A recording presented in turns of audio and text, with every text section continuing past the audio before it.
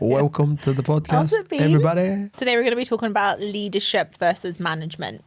And I think this has come up because sometimes you come up with new sayings or new phrases and you really use them a lot for a week or so. I have like a bank of them and they just come out sometimes. But go. Yeah, What but have I been sometimes saying? like you rethink of one and you use it loads and loads and loads. Yeah. And there's one saying that I think I could have turned it into a drinking game this week. I think I've heard it What have I said? 74 times. What? I did laugh. 74 is quite specific. Did you actually count? No. I did laugh because you were talking about it in the car on the way here.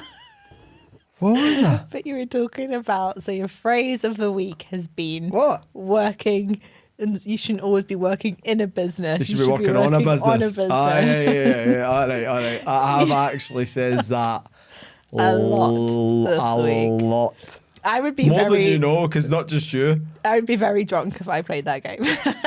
Yeah. But it got me thinking when we were talking about what we want to talk about today. I think working in and working on is very similar to being a leader and being a manager within the business. Yep. So I think that is a perfect topic to talk about. It is clearly something you're very passionate about this week. What, working on a business rather than in it? It's come up quite a bit.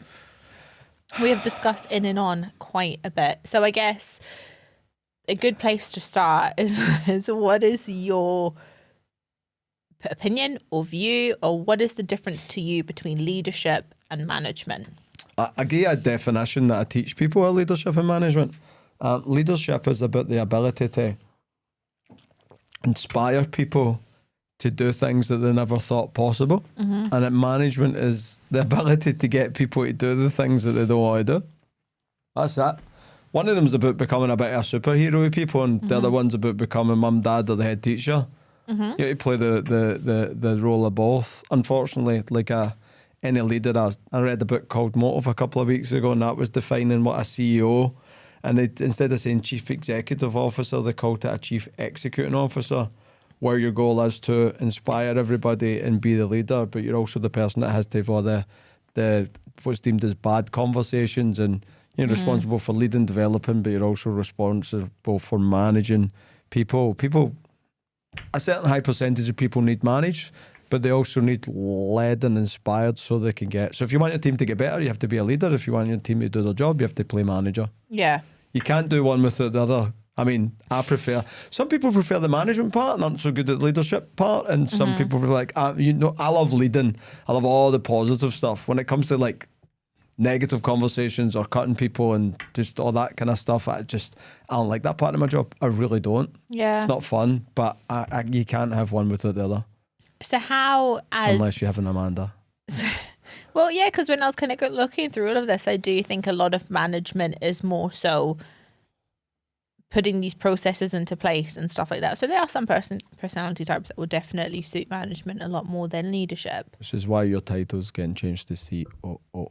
Like, I don't like people, so I don't really need the COO, CEO. Yeah. CEO equals the people. People's person. COO, operations, management. Spreadsheets.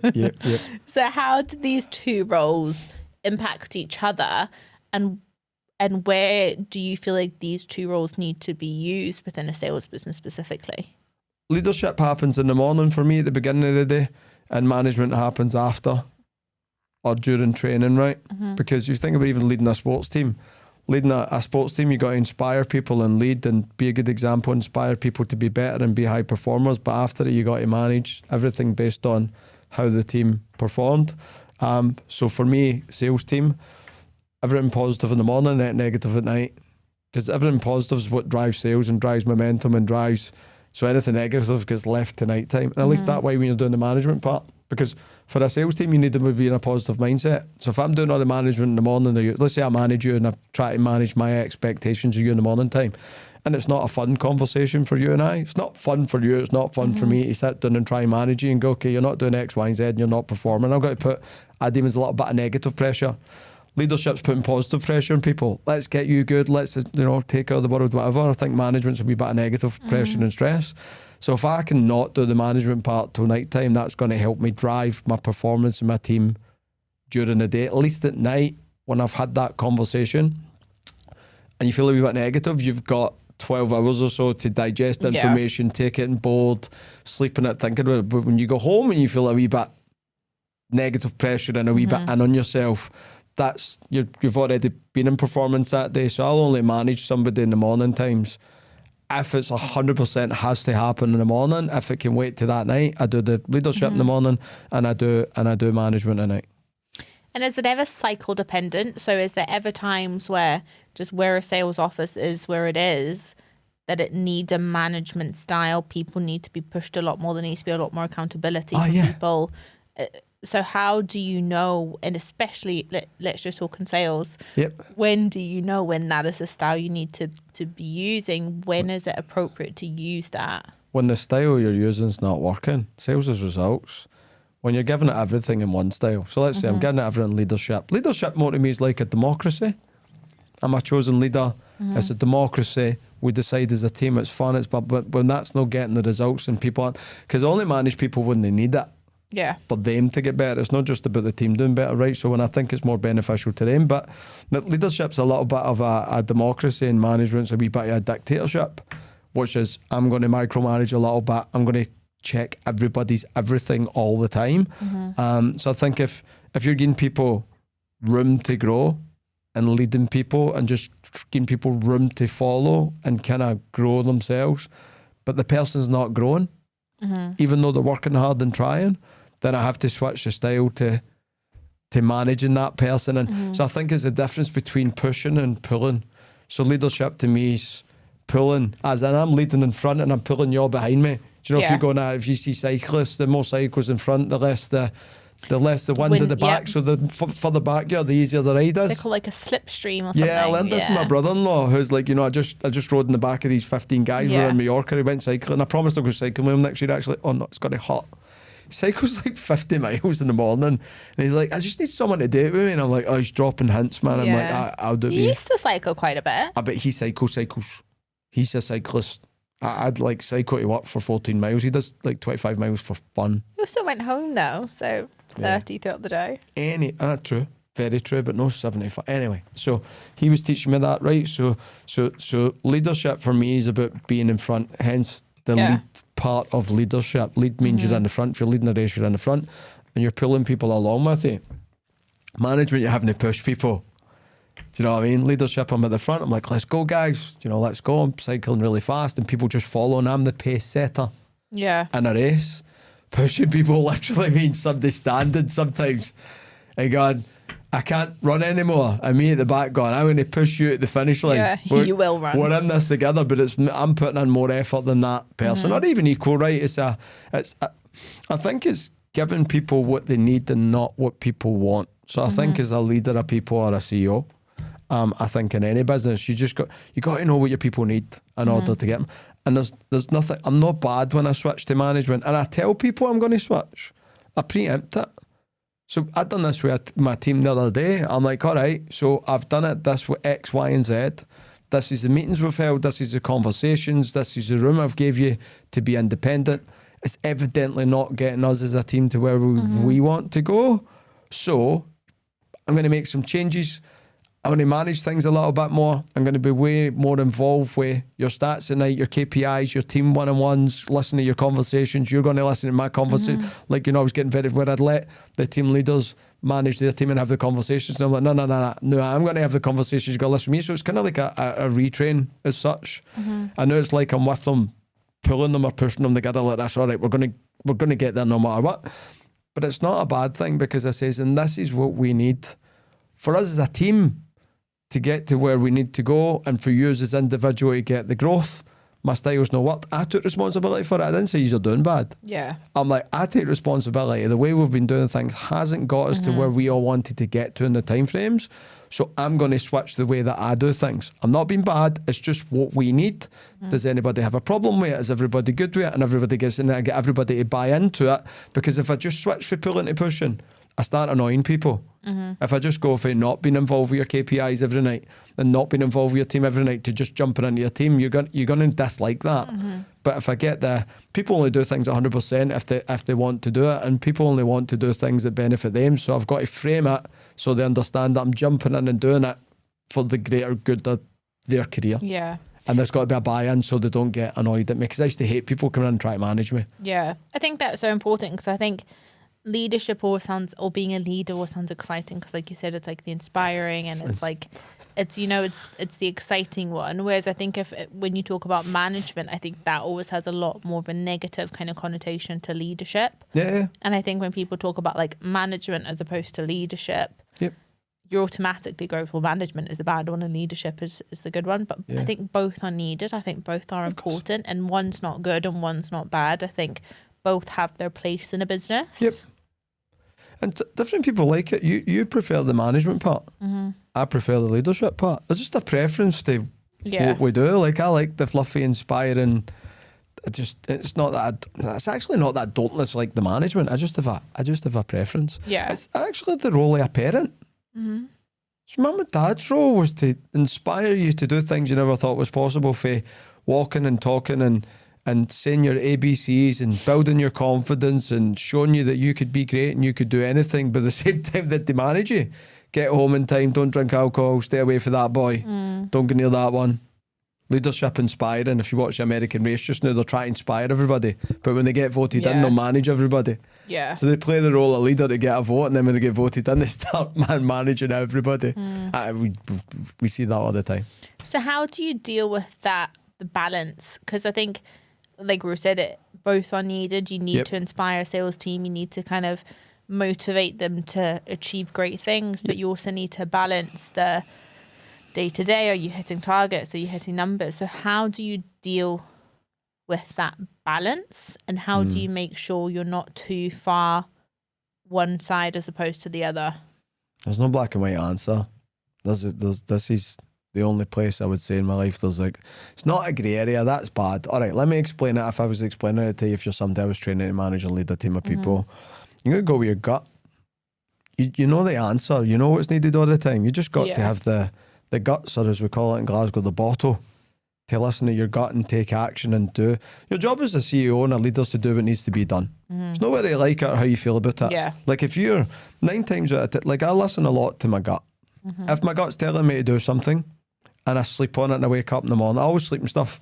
So if I get a feeling, and sometimes I have to sleep and stuff for 3 days, but it's funny because when I sleep and stuff for 3 days, I'm like, I should have took action 3 days ago, because you know, I knew you don't deep down. You know, like your gut, like, but that's when I'm teaching managers / leaders in sales, and anything I would teach them is you got to have your finger on the pulse. You got to know. A lot of managers and a lot of leaders know what's happening on the surface, but they don't know what's happening underneath. They don't have their finger on the pulse. They don't have their finger on the culture. They don't have their finger in how people actually feel, and you know why people are. You have to manage people when underperforming, right? Let's just face it. But why the team's underperforming? So again, you've got to know your people so that you know when your people need a certain type of person. Yeah. Actually, I was talking about my son today, who's 27. And I was talking to, actually, usual with me, sitting in the sauna, talking away, which is where a lot of my stories come from, sitting in the sauna, chatting away to people. I was chatting to this young boy I always say hello to, and we were talking about the how close in age Connor and I are. I had him when I was 17, he's 27, I'm 45. In fact, he'll be 28 when I turn 45, but after 5 days, right? I was talking about how close, and sometimes he phones me and he say, I need your advice, and I'm like, do you want James' advice or Dad advice? And he's like, I need Dad. Very occasionally will he say Dad. Very occasionally, but that's when I know he needs the manager. Yeah. Do you know what I mean? When he wants James' advice, he's looking for inspiration. Yeah. Do you know what I mean? I just need you. And my daughter Amy does that too, and she'll phone, and I'm same thing. I'll say, do you want Dad or you want James? And James, they think, is James the entrepreneur, and I need inspiration. Yeah. And the manager is making solid decisions, and it's quite logical. And so I even did that with my kids. I'm like, what do you want? You know, you want this version of me or do you want this version? Who do you want today? Who are you talking to? I'm talking to Dad. All right, so here's the Dad answer. And it's like, sometimes he's like, nah, I don't want the Dad answer. I want James's answer. I'm like, well, James's answer says go for it. Yeah. Love it. Dad like, says think about it. Dad's like, be careful. You know, be a wee bit cautious. Like maybe, you know, James the leader's like, go for it. You could do it. So even with my kids, I know I play 2 roles. Yeah. No, and I think there's, you can do 2 at the same time. Yep. I think when you talk a lot about kind of managing performers and developing talent and stuff like that, a sales leader or is someone that finds that talent and really nurtures people, whereas a sales manager would be someone that really kind of doubles down on making sure that they hit the targets. And so in a leader role, it's more about developing people. As a manager's role, it's more about hitting targets. So how do you prioritize either developing people with the potential or just focusing on the sales and making sure numbers are being hit? I think actually with it, bashing your question too much, they go hand in hand. Because if I'm driving, I can't just.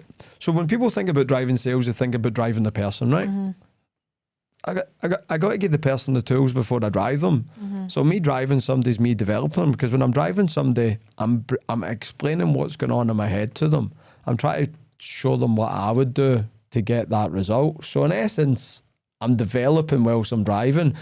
You can't go on old school sales. You get in and drive a team, you shout at them, you feel awesome. I remember running meetings saying, you're not going to go out and hit your targets today, then there's see when you go up the stairs and the door, one way is going to do sales, another way is up the road. Pick what way, I don't care what way you walk. Go left or right, I don't care. No one ever went right and went home. I actually done big sales days. That's driving. That for me is like hardcore drive. I never wasn't teaching them anything. Yeah. I was using fear of loss. Yeah. Do you know what I mean? I was a wee bit of fear of losing the role. Like I'd done loads of meetings like that when I was a very inexperienced sales manager, where I was driving, where there was no education attached to it. But now I try my best to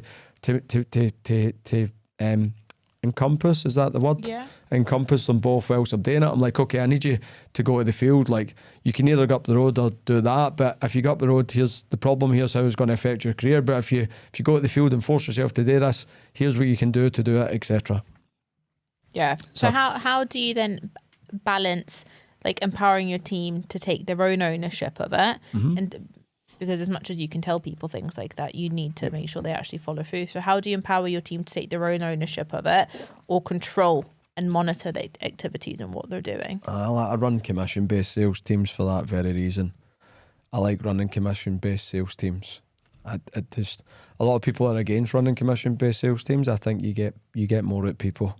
You do. Obviously, there's risk with it. There's a downside to it. There's a dark side to it. I get that, and I get why some people don't like it. But from a management point of view, if I'm trying to get you to take ownership of it, how do I get you to take ownership of it? I have to give you control. But if I control your money and how much you get paid or cap you, you're not going to feel ownership of your earnings.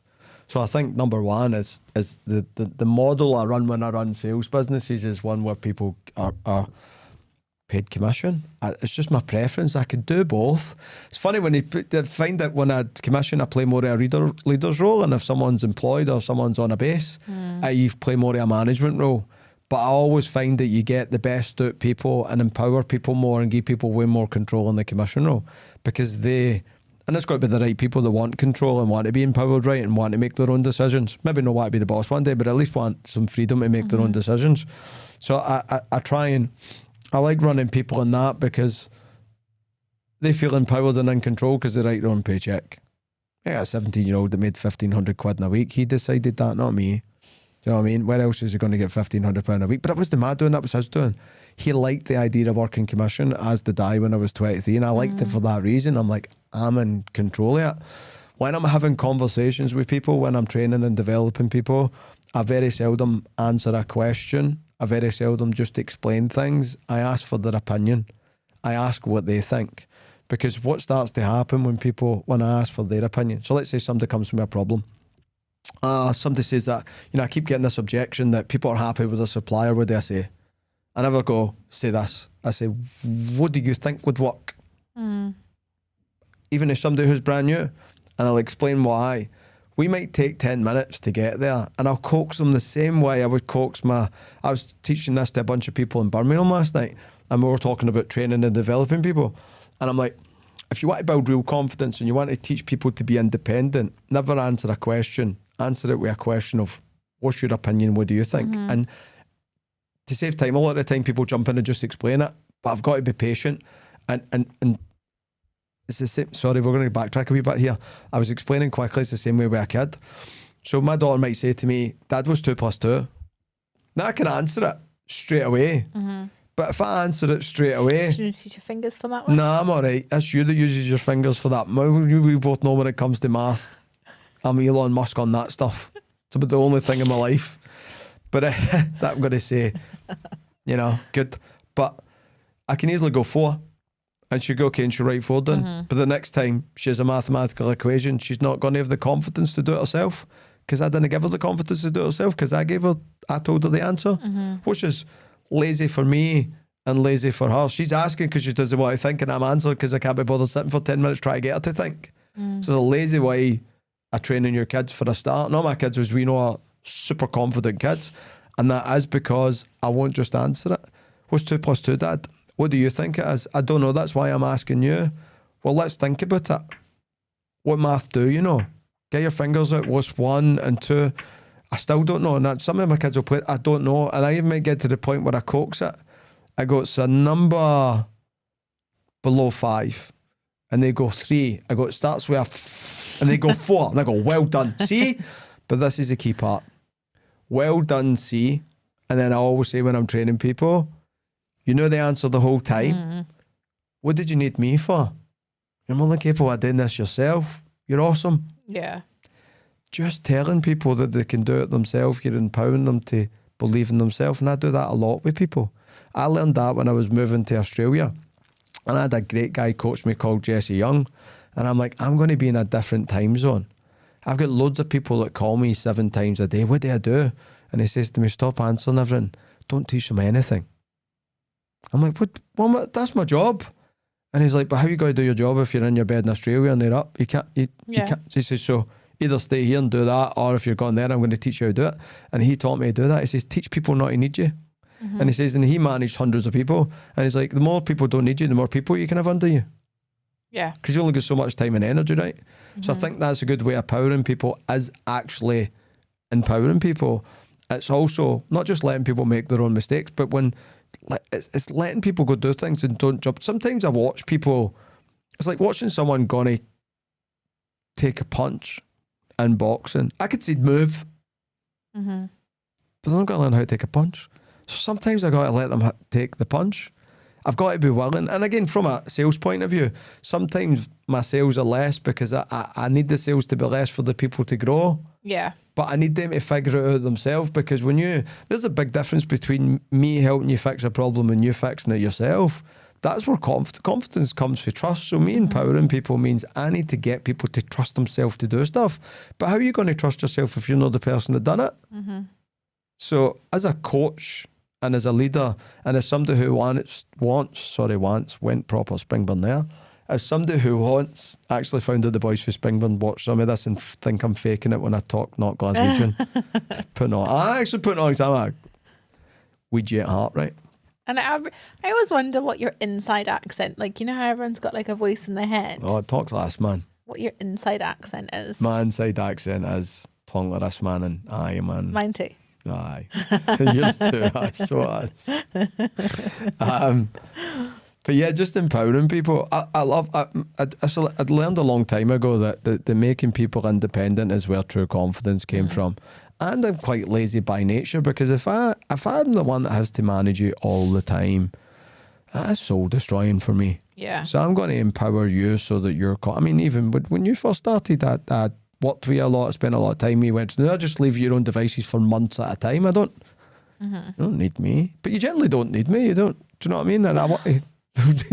Okay, you do. It's nice when you do occasionally. I'm like, aha, I can still add some value here. Yeah, I went to see Ayub yesterday and like, I can still add some value.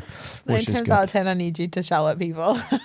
Yeah, true. To manage people for me. True. That's why we're removing you for that part. But no, I think 2 points is so important there when you're saying like helping people get to the point themselves. Yep. And something that I've noticed, and I think this is also where the leader part comes in as opposed to the manager. Like if you were sitting down with me and you're like, okay, well, what do you think? And I would say, well, I think X, Y, and Z. You wouldn't be like, well, no, that's wrong. Yep. It's like, okay, I see where you're coming from. I know how you got there. Yep. But what about this? And then asking another question to kind of lead on to another thought. It's constructive criticism and constructive coaching. Yeah, you're right. Not just going, that's wrong. Doing this. One of my coaches used to tell me your face says it for your mouth. So don't just even control what you say. Control your expression on your face. Yeah. Because if you come in and give me a bad idea and I do this, You already know. Doesn't matter how nice I am after that or constructive I'm after that. You already know. Yeah. So there's not. It's learned to just like. That's why I say great at the end of everything. Actually, in Birmingham yesterday, they're all taking the mickey out of me. Because when I got up and ran his meeting, there was like 35 guys and 10 of them or something know me quite well. And he's like, how's everybody today? And they're all asking a Scottish accent. Great. Great. Because that's all I say all the time. Great. I learned that for an ex-Navy SEAL online who says if you answer everything with great, when you say the word great, you have a positive facial expression, which is why I say great. Somebody comes in and goes, you know, I broke my arm. I go, great. And it's all, the reason I say great is not because I think everything's great, but it forces the facial expression to be positive whilst I'm coming up with what I'm just about to say. Yeah.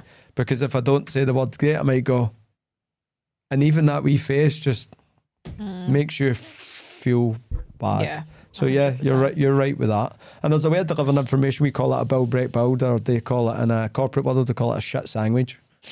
Which isn't as nice as a build, break, I'm surprised build. that we're the ones with the more PC thing. Yeah, and it's called a shit sandwich in corporate world, you know. So what does that mean? I mean, build, break, builds means I give you positive. When I give you feedback and something, I say something really positive and I point out, not a false positive, but, you know, let's say, Amanda, your smile was unbelievable. Or your tonality when you were speaking to the customer was absolutely magic. So, and I exaggerate the good thing.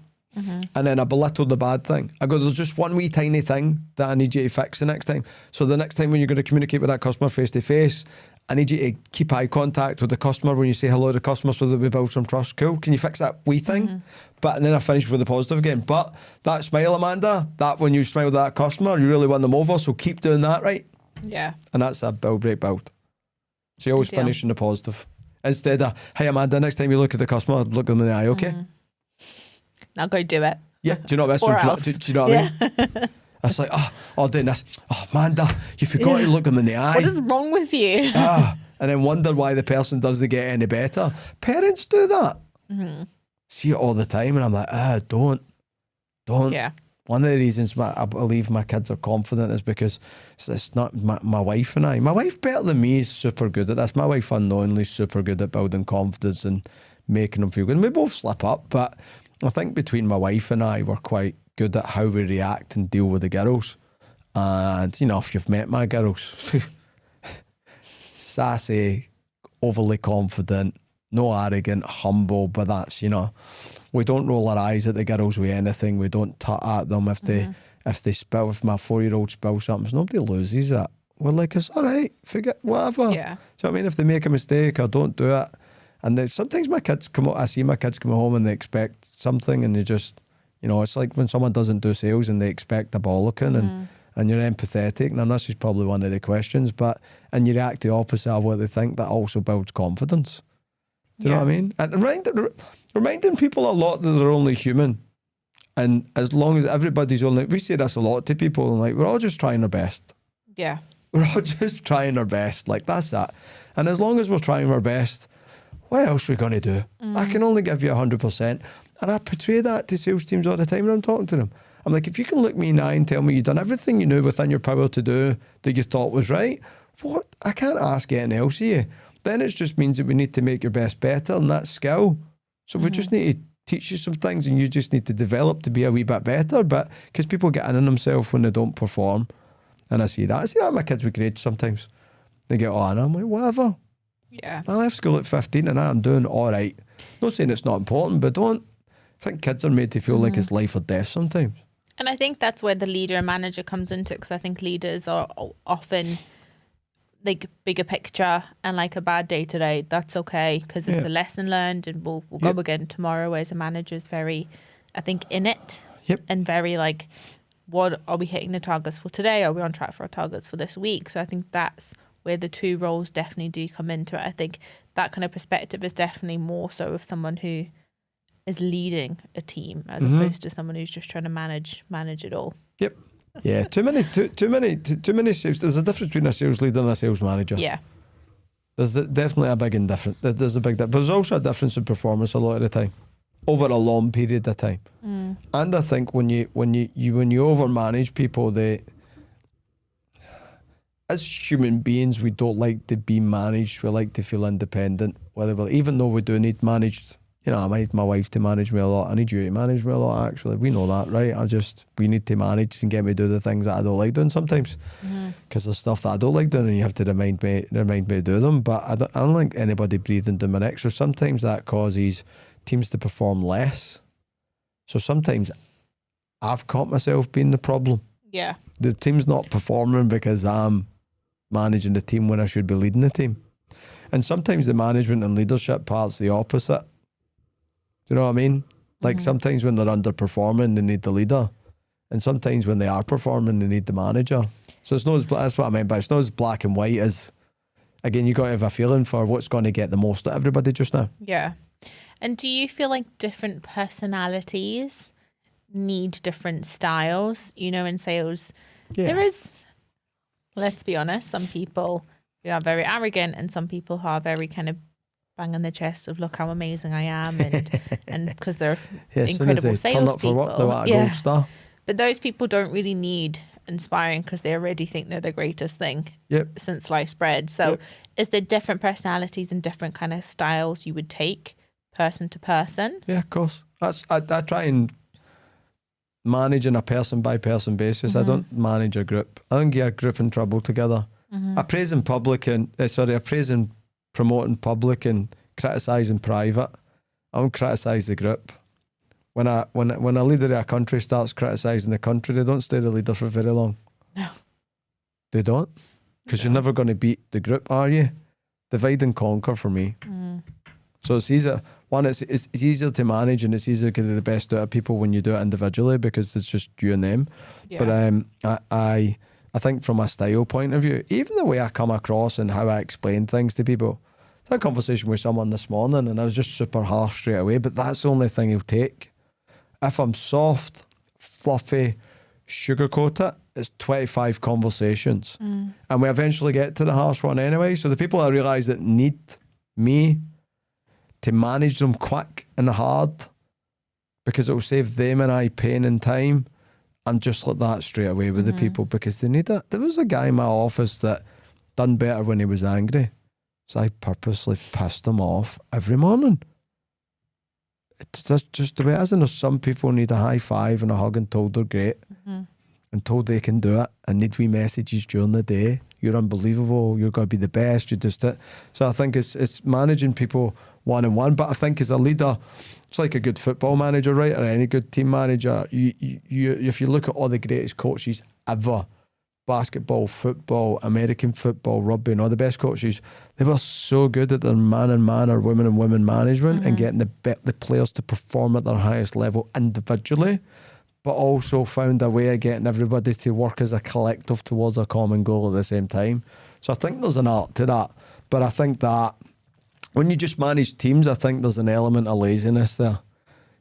I spend a lot of time before work and after work and one-on-one and never really eat myself or I try not. I'm always around other people doing something, right? So it's that wee extra 5 or 10% in spending time with your people. And this is whether it was in sales or anything else. We obviously have a digital media company, convert like crazy. We're just going to plug it right now. And we are, we want to get to know one of our developers better. And we're like, we'll drive down to Manchester. We'll take you for lunch. And, we got another guy in Greece we're going to go visit. I want to hang out. That's the only thing I was against managing a remote team for. I'm still against the remote team management thing because I can't see people and go have dinner with them and get to know them. And it's so funny because we met one of our developers, and I met the developer for the first time, and we were trying to get him to perform maybe a bit more or do more. And I thought you meant like doing a song and dance, and I went, what? No. I was trying. Aris was like, we need to get more out, and one of the things I do is find out what people want, and then start trying to facilitate what they want, and very quickly found out that it was into the car that I drive, and he really wanted one, and we call it a hotspot. And so when you meet people and you spend time with people and get to know people one-on-one and understand them and their desires and how they operate, I always ask people, how do you like to be coached? Be honest with me. What do you need? If somebody looks at me and goes, I need you to shout at me, because that's me. I'm like, please don't sugarcoat. It's patronising. Like, if I'm a big boy, like, if you something tell me straight and go hard. I'm like, if you give me an inch, I'll walk over the top of you. Don't give me an inch. Just tell me. I did do that with my health coach. He's like, he used to say to me all the time when he was, I did teach my health coach how to manage it a little bit better than me. because he's like, you know, are you all right with that? Do you like that? Yeah. If you don't, we could change it. And I'm like, because I remember him telling me to eat salmon, and I pulled a face, and they went, oh, do you not like salmon? I says, I think salmon's disgusting. He went, you know, we could, and I'm like, no, stop. Are you saying I have to eat salmon? He's like, yeah. And I'm like, all right, so tell me to eat salmon. He's like, eat salmon. I'm like, okay. Don't, I had to say to him, I says, don't give me paying options. for a service from him, he needs to get the most out of you. And it's so funny because the look, and his name's Aris, right? And the look in Aris's face when I says to him, I'm like, don't give me options. It's not about whether I like it or not, mate. If you're telling me that that's the best thing for me, tell me to do it. I says to him, don't pussyfoot around me. And I looked at him in this conversation. That's actually a good example of this. And I says, do people argue with you? I pay this guy 500 quid a month to jump on a Zoom call twice a month and coach me, and it does loads of things like plan, does more than jump on a Zoom call, right? And I'm like, do people actually pay you money and then argue with what you're telling them to do? And he's like, yeah. And I'm like, really? It's just nuts. That's insane. You pay an expert to give you information and then question the expert's information. That is nuts. So if you're somebody who's being led or managed, you have to learn how to be coachable as well. So, you know, if I'm paying somebody to teach me something about my health and wellness, which we're going to talk about today, I think, or we're going to talk about different podcast.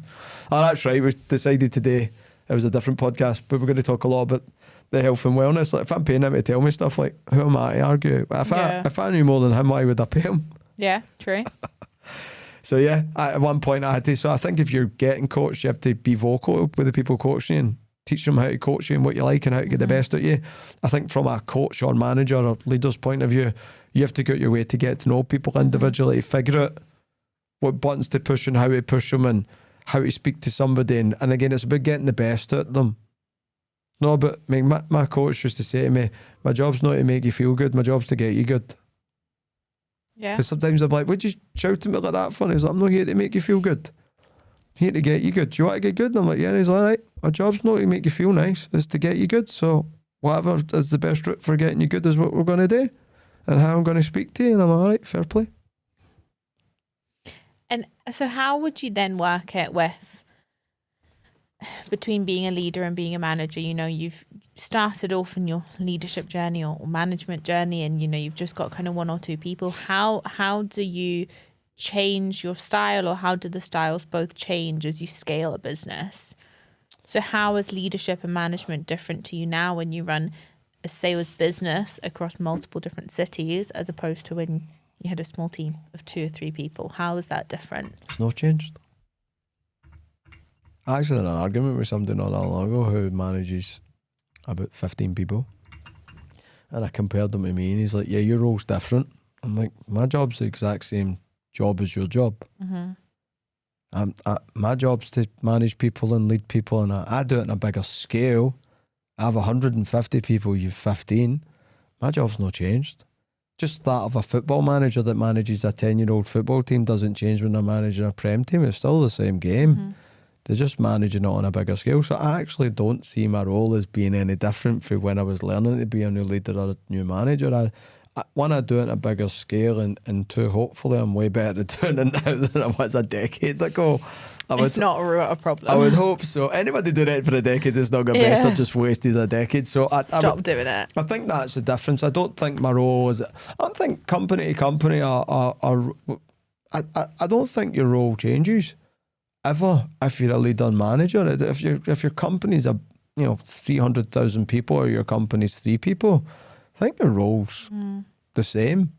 The day-to-day stuff might look a wee bit different. The people you're managing might be different. Now, a lot of my role, and at least next year in July, my role full time will be managing managers.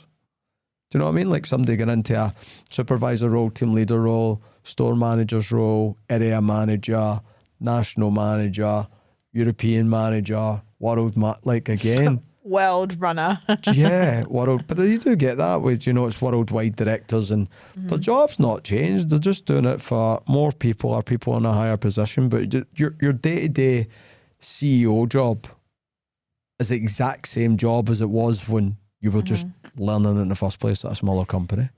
Yeah, I think inspiring when it's just you and someone else and you manage one other person, it's just the two of you, inspiring them is just as important as inspiring a team of 200 people. Yep. because almost you have to inspire that person that is there, just the one other person that you are going to get there one day. Yeah. And it's, so I think it is just as much of an inspiration's needed at both stages. Yep. But again, you're also not going to get there without the management section. So Yep. I think both are so, so important regardless of where you're at. Yeah. I think a lot of people, this book I read, Motive, was really good because it talks about how a lot of people end up management leadership roles because they're chasing the title and they're chasing money. And because it's cool, it's their ego that chases it. And they don't actually ever really want the role, and they don't actually ever get, the people that aren't good at it are in it for the wrong reasons most of the time. We were, I was talking to these guys in Birmingham, so this will just be a rant, but it'll be a good rant. And there was a girl in Birmingham last night who's just started in sales, and it was her first day ever in sales, and she'd done a sale and she was really excited, and she sat down on the couch last night at 10 o'clock beside me, and she's like, I'm so pumped, this is so good. And I started chatting to her, where you from, what'd you do, why in sales? And I always tell people you come into sales for whatever, use it for different things. Funny, I'd ran a meeting on that yesterday morning for the same team, and she's like, well, I'm actually a lawyer, and I want to run my own law firm, but I don't want to run it, I want to own it. Love that. I need loads of money. I love law. I love commercial law. I love money. I love running companies, but I don't want to manage it on a day-to-day basis. So the reason I'm in this is to learn how to make a lot of money and make a lot of money in sales and save up and invest in my own practice, right? I felt this moral weight come over me. And I explained this to some of the team leaders I was training last night after it. I'm generally sitting here going, we need to do right by this person. She's got all these huge goals and she's trusted us enough that we're going to help her get to where she needs to go. She's not just looking to make some money, she's looking to start a law firm. Don't get me wrong, we help her get a law firm, maybe we'll lawyer up for less money, right? That's also seen a benefit. But I generally still, and this is why, as a leader, I still get excited about people being excited about growth and leading. Even though she didn't sit down and say, oh, I want to use forever. She's like, I'm using this as a stepping stone to get somewhere. I'm like, this is brilliant. Because sales can be a stepping stone and it's a good cash cow, as we call it. Do you know what I mean? A good way to learn how to make money and learn how to build confidence. Because if she's going to run a law firm, she's going to have to communicate right. But she's in it she wants to make a lot of money in sales and do it. But as a leader, I felt a moral obligation to do whatever needed to make sure I help her facilitate that and accomplish that goal. That's it. I felt this weight, which, to me tells me that I'm in the right job because I actually care about other people getting somewhere. Now, if I really care about somebody getting somewhere, I will do whatever is necessary to get them there. So if she needs managed, she's getting managed. If she needs leadership and inspired, I'm going to lead them, whatever. My job now is to help her do that. Her job is to meet the targets we set her, but our job is to make sure that we help her to get to where she needs to go.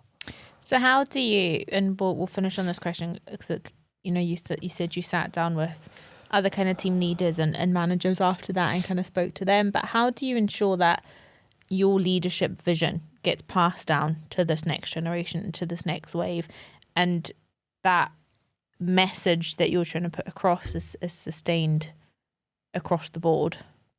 I don't shut up about it.